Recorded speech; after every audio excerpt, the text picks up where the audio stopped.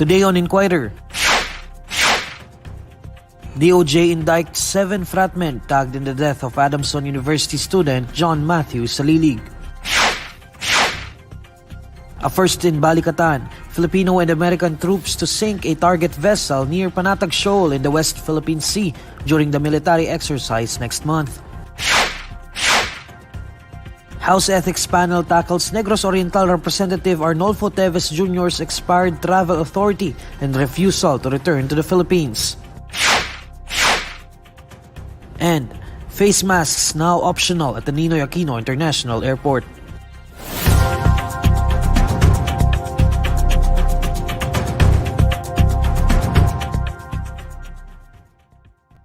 Good evening. Prosecutors from the Department of Justice indict 7 members of the Tau Gamma Phi fraternity who were linked to the death of Adamson University student John Matthew Salilig. The fratmen are also being indicted for the injuries sustained by Roy Osmond de la Cruz, a neophyte who was also purportedly subjected to the fraternity hazing. The 7 will be facing cases for violation of the Anti-Hazing Act of 2018 before the Regional Trial Court of Binyan City in Laguna.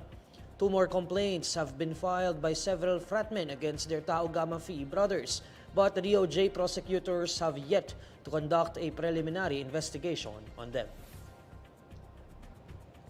The House of Representatives Ethics Panel holds an inquiry on Negros Oriental 3rd District Representative Arnolfo Teves Jr.'s refusal to return to work following the expiration of his travel authority on March 9. For the details, here's our House reporter, Gabriel Lalu, reporting live. Gab, what resolution did the lawmakers end up with regarding this case? Well, after the meeting earlier, the House Committee on Ethics and Privileges will give Negros Oriental 3rd District Representative Arnolfo Teves Jr. 5 more days to explain why he has not returned from his medical trip abroad and why he has not reported to work despite his already lapsed travel authority. This is according to Committee Chair and Co-op NATCO Party List Representative Filimon Espares, who said that they will send a letter to Teves this week to inquire why he has not returned from his United States trip. Should Teves fail to give his response, Espares said that they will still give him ample time to reply, as he vowed that they would exercise due process on this matter. Teves was accused by a special investigation task group of being behind the killing of Negros Oriental Governor Roel Degamo. He has not returned to the country despite his travel authority expiring last March 9. As of now, the lawmaker has denied any involvement in the said incident. Gab, what does Speaker Romualdez have to say about this? Because he was the one who approved essentially the travel authority of Congressman Teves. Well, the Speaker has been adamant that he wants Congressman Teves to return home to face accusations heard at him. Initially, he said that he wants Teves to come home, and then yesterday, Speaker Romualdez confirmed that he was able to talk with Congressman Teves, where he reiterated his request for the lawmaker to come home, assuring him that he would be given security once he comes home from the United States. Then, Gab, maybe the question here is what would happen if Congressman Teves does not comply with the request of the House of Representatives? Because after all, he still has duties to comply with the people he is serving in his district. Yes. Yes, earlier, Congressman Espares said that they would give him ample time to respond.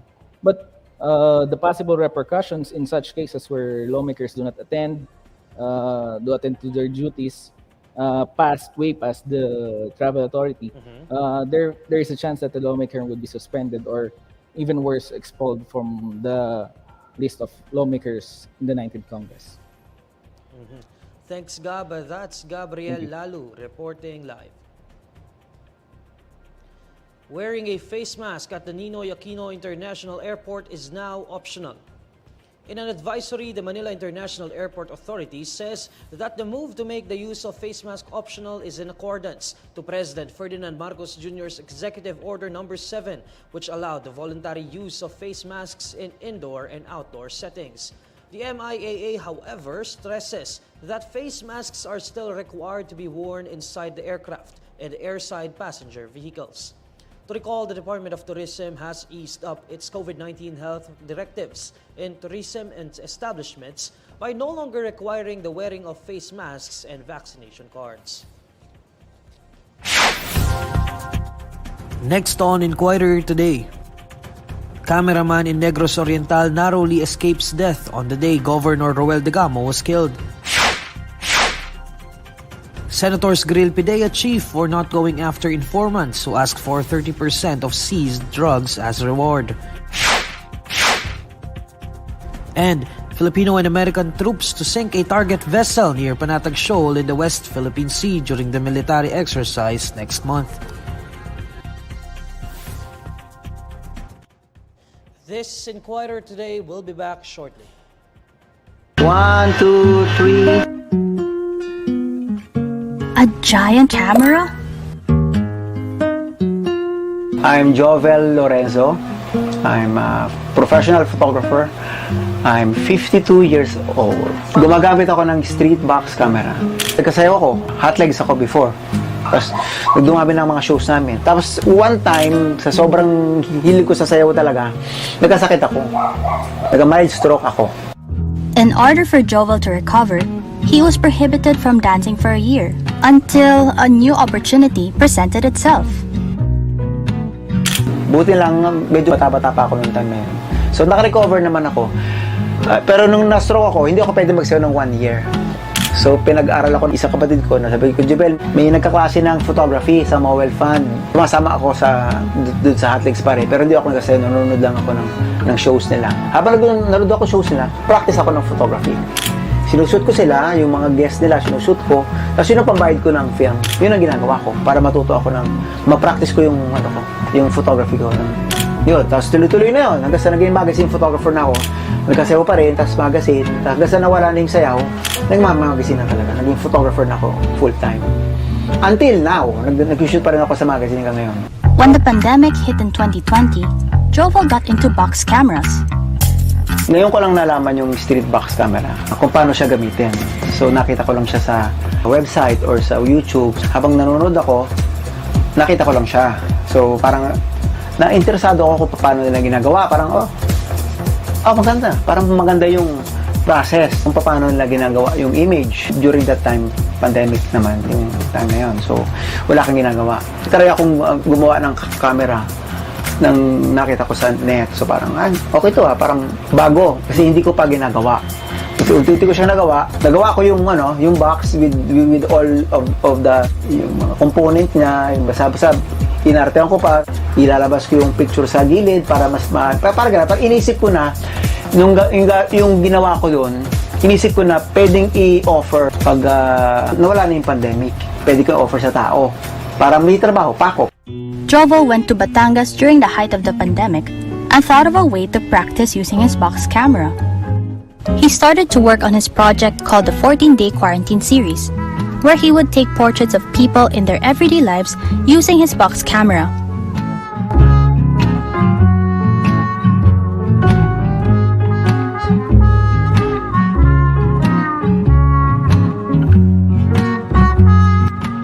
The street box camera was invented in 1888 and was widely used after the First World War. Compared to digital cameras we use nowadays, the process of taking a photo on a street box camera is quite different. Kuha ng box, diba? Box. Ginagawa ko una, yung sitters, pauupoy ko ng komportable, kailangan komportable sila. Kasi hindi sila gagalaw ng ilang seconds eh. Kasi pag nagbago sila ng pwesto, wala ka na. Hindi naman sila makukuha ng maayos. Di pag nakaupo na sila komportable, pupunta na ako sa likod ng camera. Ayusin ko na yung frame. I-focus mo na. Pag lock mo ganon, isasara ko na yung pinto, i-close ko na yung lente, kasi nga, open pa ako nun. Tapos, ipapasok ko na yung kamay ko sa loob, kuha ko ng papel, ilagay ko sa loob, isasara ko, babalik ko sa focus. Tapos, pupunta ko sa unahan, eto na, kukuha na kita. Okay, 1, 2, 3, 1001. Pak. Kuha na yun siya. Minutes after taking a photo, you will be able to see what it looks like. The initial output is a negative photo processed with chemicals right inside the camera. The negative is then brought to a dark room for Jovel to develop into a positive image. Nagustuhan naman ng mga tao. Nagustuhan nila yung, dati parang hindi na alam kung paano nga kung ginagawa yung mga bagay-bagay. Doon sila na nababother ko, paano po ginawa? Kasi nga ang film, disiplina talaga yon.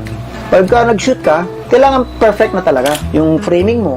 Kailangan eksakto na, eksakto sa requirements ng gagamit. Kailangan ang pag-aaral lang sa mga bata na gustong yung ginagawa ko.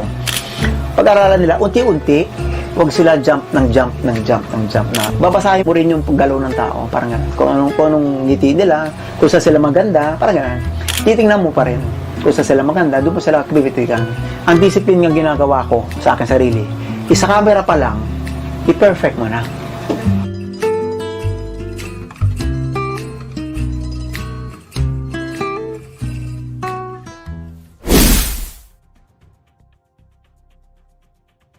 A cameraman for a local cable television station in Negros Oriental narrowly escapes death on the day Governor Degamo was killed. According to an Inquirer report, cameraman Reynaldo Butch Tepase was supposed to meet with Degamo on March 4 for their recording of a weekly show of the governor. The report states that Tepase was smoking by his parked motorcycle some 15 meters away from the compound's gate when he saw 3 vehicles arrive. He then saw several people in military uniform, all armed with high-powered assault rifles, get off the vehicles and enter the compound. Sound of gunfire then rang out inside the compound, Tepase was quoted as saying in the report. He then found himself inside a drainage canal near where he parked his motorcycle. Tepase said he saw the vehicles leaving in haste after the gunmen shot a volley of fire into the air while the sound of crying and screaming could be heard from inside the compound. Senators grilled the Philippine Drug Enforcement Agency chief for not going after the informants who told him about their custom of receiving 30% of the seized drugs in its operations as a reward. PDEA Director General Virgilio Moro Lazo had previously said he personally spoke to some of the tipsters who asked for 30% of the actual seizures as payment. During the Senate Public Order and Dangerous Drugs panel hearing, Senator Rafi Tulfo prodded Lazo if he at least asked who from the PDEA was involved in offering drugs as a reward for tipsters. But Lazo responded that he was unable to. Tulfo raised doubts about why Lazo failed to ask such a simple question. At buti lang hindi ka pumayag. Ang pagkakamali mo lang, nandoon ka na. Rap mo na siya, face to face. Hindi mo lang tinanong, oy, or I don't know kung paano mo tawagin para hindi naman matakot. Pwede mo bang malaman? Yun yung laruin, di ba, Mr. Chair? Okay yan, pero teka muna. Sino bang may umpisa ng kalakaran na yan? Para malaman ko, baka naman pwede kong tawaran yan. Di ba para huli-huliin lang? In the same hearing, the Senate panel cites in contempt 2 operatives of the Philippine National Police. The officers had denied being caught on a CCTV camera carrying 42 kilos of illegal drugs, which were declared missing. Meanwhile, Tulfo is proposing a limited tour of duty for agents of PDEA and the PNP to avoid familiarity that may lead to possible collusion with drug syndicates. Dapat PNP and PDEA, ililimit niyo po yung tour of duty. Kasi nga po, kung halimbawa yung isang PDEA agent o police operative, ilalagay mo dyan sa isang lugar na drug and tested. Pagtagalin mo dyan, babad siya hanggang 10 years. Later on, magiging drug pusher na rin po yan. Because of familiarity.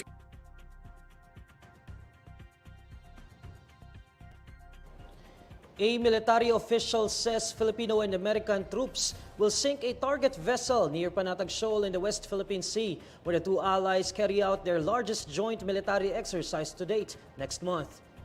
Balikatan spokesperson Colonel Michael Logico tells the Inquirer that the anticipated sinking exercise of an old fishing vessel will be held some 22 kilometers off Zambales, or about 185 kilometers from Panatag Shoal in the West Philippine Sea. He said the exercise would be conducted by the Philippines and the United States for the first time, as the forthcoming drills focus on maritime defense, coastal defense, and maritime domain awareness. Logico adds that the U.S. Army will also hold its first Patriot missile air defense exercise in the country as part of a coastal defense live-fire exercise. Former Philippine Navy Vice Commander Romel Jude Ong tells the Inquirer that this Balikatan may be to test operational concepts to enhance the armed forces of the Philippines strategies in the West Philippine Sea. The annual joint military exercises of the Philippines and the United States will run from April 11 to April 28 with 17,600 troops participating from both countries.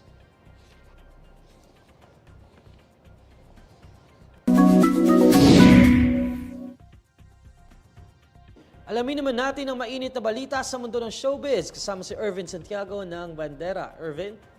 Hi Neil at sa lahat ng mga kabandera natin all over the universe, ito na nga ang latest Bandera Chika. Walang bitterness at okay na raw ngayon ang buhay ng singer-songwriter na si Jason Marvin Hernandez makalipas ang ilang buwan mula nang magkahiwalay sila ng kanyang asawang si Moira de la Torre. Aminado naman si Jason na nagkamali at nasaktan niya si Moira at pinagsisisihan na raw niya ito. Sa katunayan, tinatanggap lang niya ang mga patutsyada sa kanya ng dating asawa dahil knows nga niya na siya ang may kasalanan. Ibinalita ni Jason na 7 buwan na rin siyang naninirahan ngayon sa El Nido, Palawan at nakapagpundar na rin doon ng maliit na business. Bumabalik na lang daw siya dito sa Maynila kapag may trabaho tulad ng pagkanta niya sa theme song ng teleserye ni Ruru Madrid at Bianca Umali na The Right One. Hindi pa rin daw sila nag-uusap ni Moira mula nang maghiwalay sila. At dininay din ng singer na may dinedate na siya ngayong ibang babae. Okay naman, like sobrang, I live in El Nido right now. Pumunta ako doon, dapat vacation lang. Now I'm staying there for the last 7 months. I just go here kapag may event, kapag may shows, gano'n. Kapag may recording. Pero doon ko na-realize na you don't need a lot of things pala para maging masaya. Hindi pa kayo nag-uusap?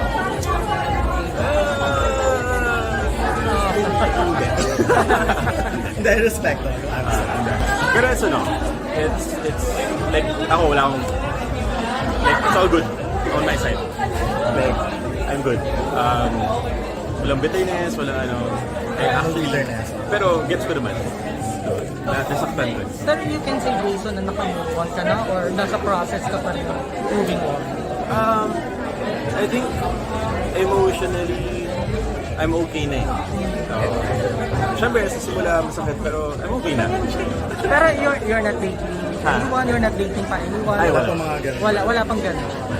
At yan ang Bandera Chika natin today. Thanks, Neil. Maraming salamat, Irvin. And these are the stories you need to know today. I'm Neil Mercado.